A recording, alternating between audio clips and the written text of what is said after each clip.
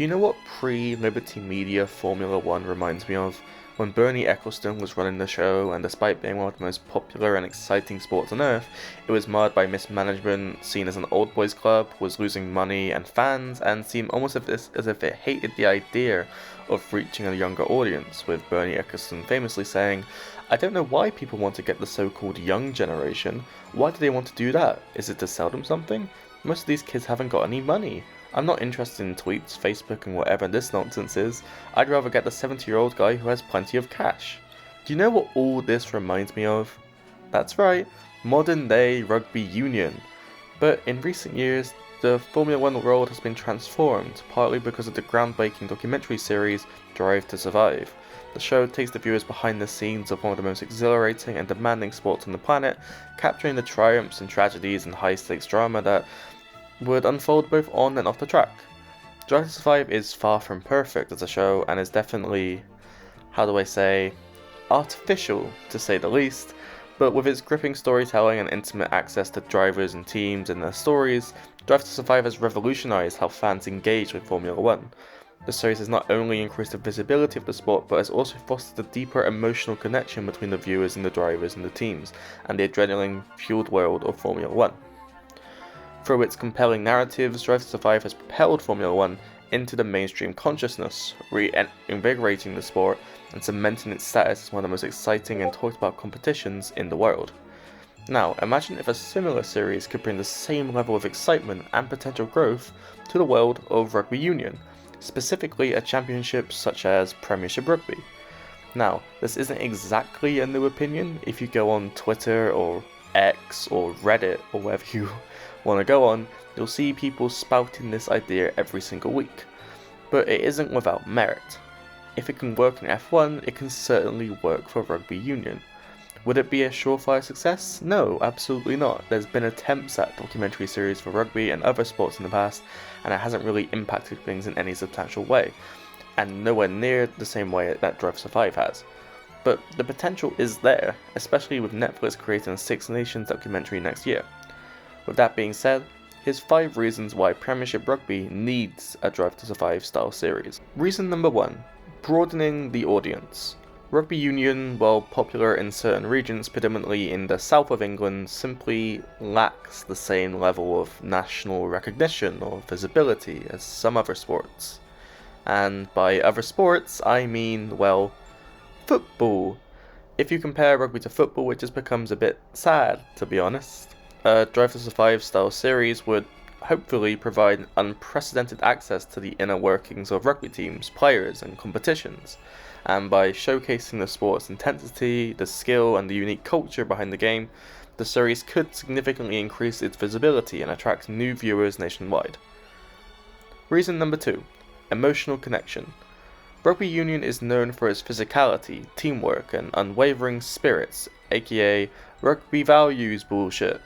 And a documentary series delving into the personal journeys and triumphs and sacrifices of rugby players could create a stronger emotional connection between the viewers and the sport.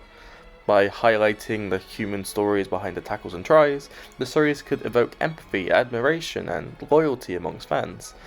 Basically, if you delve into the human side of rugby, not just the big hits and the big scores, you can really build a connection. Nobody cared who Daniel Ricciardo was before Drive to Survive. No ordinary person, at least.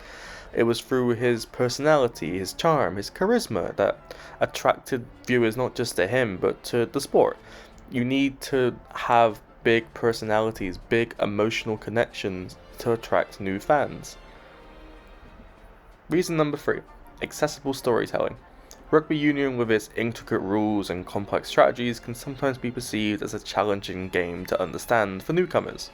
However, a documentary like Drive to Survive could break down these barriers, providing accessible storytelling much like it does in F1.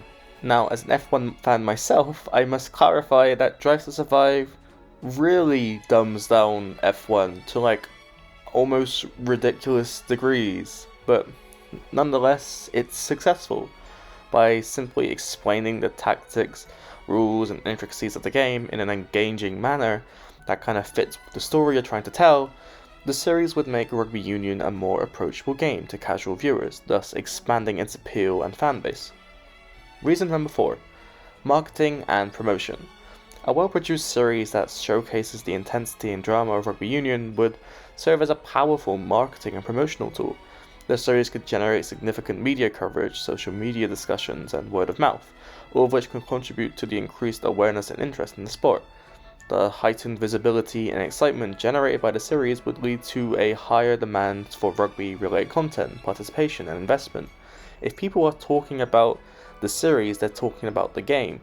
Even if the series is a bit heavy-handed and kind of stupid like Drive to Survive can sometimes be, people talk about it. When Drive to Survive drops, Twitter talks about it. They talk about scenes, they talk about the drama, and sometimes that can be a bit artificial, a bit frustrating, a bit fake. But if they're talking about the show, they're talking about the sport. And the proof is in the pudding. You can see F1's incredible growth in the last few years because of this word of mouth. Drive to Survive has that impact on F1. A similar style documentary can have that impact on rugby, except hopefully a bit less artificial. Reason number 5, the biggest reason, player and team branding. Rugby Union has a wealth of incredibly talented athletes, players, and iconic teams, and the Drive to Survive style series would provide a platform to showcase their stories, personalities, and accomplishments. NGJ has a great video as to why rugby needs more superstars, which I recommend you watching. But genuinely, rugby has had no true superstars, not since Jonah Lomu, and hasn't really had one in England to anywhere near that level since maybe Johnny Wilkinson, i.e. someone even non-rugby fans probably know. And if you ask a non-rugby fan to name a single team, unless they live relatively near one, I'm sure they'll struggle to name one except maybe the Leicester Tigers. I know this because in Bristol, one of the biggest rugby hotbeds on earth, they asked the general public to name teams and they didn't have a clue about any of them. Is that? The Lions of St. Heath. Can't even begin to guess. Gryffindor. Gryffindor, yeah. By emphasizing the human side of the game, the series would help build strong player and team brands, fostering deep connections with fans. I didn't mean to rhyme that. A documentary series that focuses on Premiership Rugby can properly document the rivalries and histories between teams. I'm a Bath fan, and have been for 4 years, and Bath have their fair share of rivals, Bristol, Gloucester, Leicester, etc. But even though I am a huge Bath fan, I didn't properly understand and feel how deep the rivalry was between Bath and Gloucester, for example, until I went to Gloucester to see them play last season. I felt the personal rivalry between the supporters. It was really special and really exciting to be a part of. It's not like I was ignorant to the fact that there was a deep rivalry between the clubs, I just didn't feel it. I didn't always feel that rivalry, not just because I didn't ever attend a Gloucester versus Bath game before, but even though they talk about it on the TV coverage or the clubs talk about it on social media, you don't feel it. You don't really get that inside look in as to why there is this deep rivalry. And if you have a series that covers the players, the teams, the emotions, the history of the sport, it could generate much greater fan interest, much greater knowledge of the game, which is surely the goal for any sport that's trying to grow itself.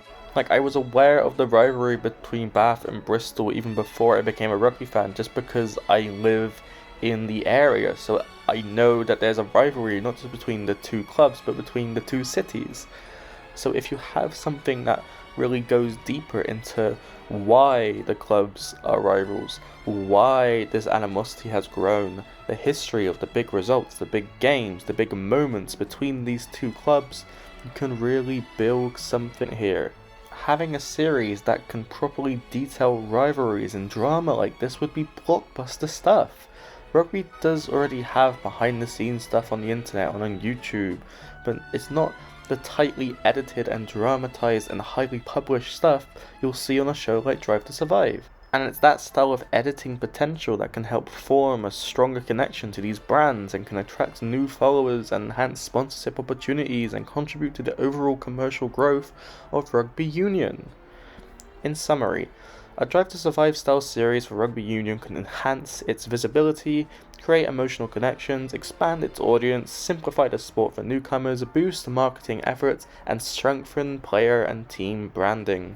By capturing the essence of the game and sharing the untold stories within Rugby Union, such a series has the potential to propel the sport into new heights, attracting a wider audience and ensuring its enduring popularity.